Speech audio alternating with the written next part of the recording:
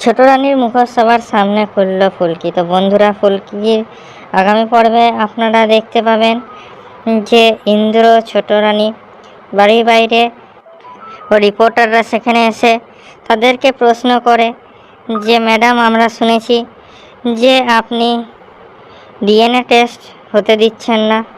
যেখানে ছোট রানী বলে যে এইসবের প্রশ্নের উত্তর দেবে আমার বড় ছেলে আদিত্য বসু। যেখানে আদিত্য বলে যে আমার বাবার শরীর খারাপ, তিনি হসপিটালে ভর্তি, তাই ডিএনএ টেস্ট হচ্ছে না। যেখানে ফুলকি আর রোহিত হুইল চেয়ারে করে ছোট রাজা বাবুকে সেখানে নিয়ে চলে আসলে ছোট রানী দেখে অবাক হয়ে যায় এবং রিপোর্টাররা সবাই ঘিরে নেয় ছোট রাজাবাবুকে এবং প্রশ্ন করে যে ডিএনএ টেস্ট কখন হবে। তখন ছোট রাজাবাবু বলেন যে খুব শীঘ্রই এবার ডিএনএ টেস্ট হয়ে যাবে। যেখানে সাংবাদিকরা অনেক খুশি হয়। তখনই ইন্দ্র বলে যে প্রেস কনফারেন্স আজকের জন্য সমাপ্ত হোক, অন্য কোনো খবর দেওয়া হলে আমরা ডেকে নেব। রিপোর্টাররা সেখান থেকে চলে গেলে ছোট রানী বলে তোমরা এখানে এনাকে নিয়ে চলে নেন, এনার শরীর খারাপ।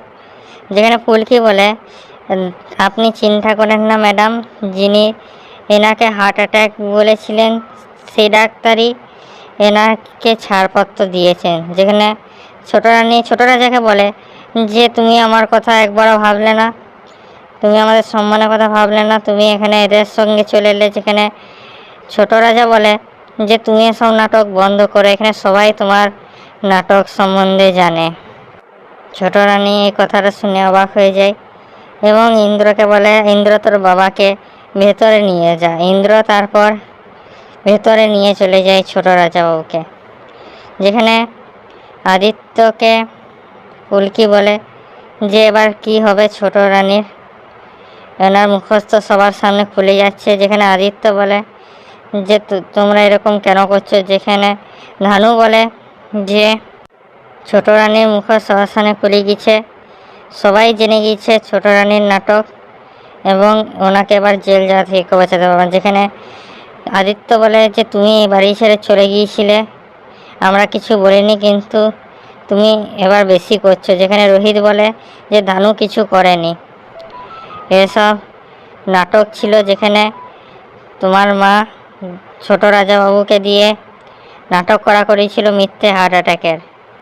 তুমি নিজে চোখের পটি খুলে দেখো, তাহলে সত্যটা দেখতে পাবে। তারপর আদিত্য আর ইন্দ্র সেখান থেকে চলে যায় এবং ফুলকিকে রোহিত বলে আসলে আদিত্য অনেক ভালো ছেলে, ও ছোট রানীকে অনেক ভরসা করে, ওই জন্য সত্যটা দেখতে পাচ্ছে না। অন্যদিকে ভেতরে ছোট রানী ছোট রাজাবাবুকে বলে যে তুমি একটুকু আমার কথা ভাবলে না, তুমি এটা ঠিক করলে না, তুমি ভুলে যাচ্ছ যে তোমার ওপর একটা কেস আছে আর আমি যখন ইচ্ছা তখন সেই কেসটাকে খুলিয়ে দিতে পারি। যেখানে ছোট রাজাবাবু হেসে বলে যে সেই সব করে আর লাভ নেই, আমি তোমার সব নাটক জেনে গিয়েছি। যেটা শুনে ছোট রানী অবাক হয়ে যায়। অন্যদিকে আদিত্য ইন্দ্রকে বলে যে এসব কী চলছে, তুই জানিস সে ব্যাপারে। তখন ইন্দ্র বলে যে কিছু কিছু জিনিস যেগুলো করা উচিত সেগুলো মা করে এবং আমি তাকে কিছু বলি না। সেখানে ফুলকি এসে বলে ইন্দ্র দাদা, তাই নাকি, এসব মিথ্যে নাটক করানো এগুলো সব ঠিক। যেখানে ইন্দ্র ফুলকিকে বলে যে ফুলকি তুমি আবার বেশি বাড়াবাড়ি করছো। যেখানে ধানু বলে এখনও কোথায় বাড়াবাড়ি করছে, আর যদি ফুলকি এ ঘরে অধিকার আছে সেটা প্রুফ হয়ে যায় তাহলে তোমাদের কি হবে। ফুলকি তখন আদিত্যকে বলে যে ছোট রানী নয় ছোট রাজা ওনাদেরকে ডাকুন। যেখানে আদিত্য ডাকতে গেলে ইন্দ্র তাকে আটকে দেয়। তখন ফুলকি রোহিতকে বলে যে স্যার এবার আপনি দেখুন। যেখানে রোহিত ইন্দ্রকে ধাক্কা মেরে দরজা ভেঙে ভিতরে ঢুকে যায়। যেখানে ছোট রানী বলে তোমাদের এত আসপদ্দা যে তুমি রুমের ভিতরে এভাবে ঢুকে যাচ্ছ। যেখানে ফুলকি বলে যে আমরা এমনি ঢুকেনি, পুলিশকে নিয়ে আসছে। যেখানে পুলিশ মিহিরকে নিয়ে সেখানে প্রবেশ করে এবং ছোট রাজাবাবু বলে যে চিনতে পারছে কে। ছোট রানী মিহিরকে দেখে চোখ বড় বড় হয়ে যায়।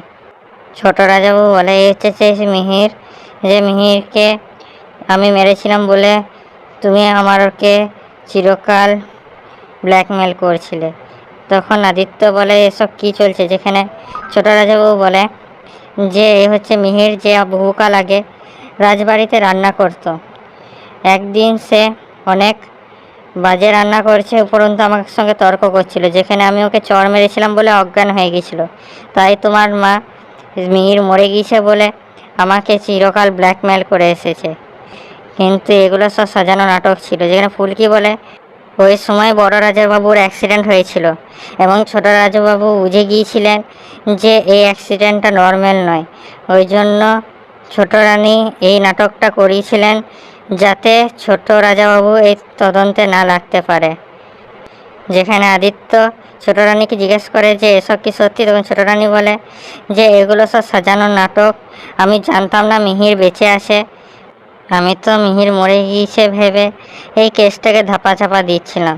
তো কী লাগছে বন্ধুরা, ছোট রানী কি নিজেকে বাঁচাতে পারবে, না আবার কোনো নতুন চাল ছেলে বেঁচে যাবে? বলুন আমাদের কমেন্টে। আমাদের ভিডিওটা লাইক করুন, আমাদের চ্যানেলটা সাবস্ক্রাইব করুন এরকম আরও আপডেটসের জন্যে।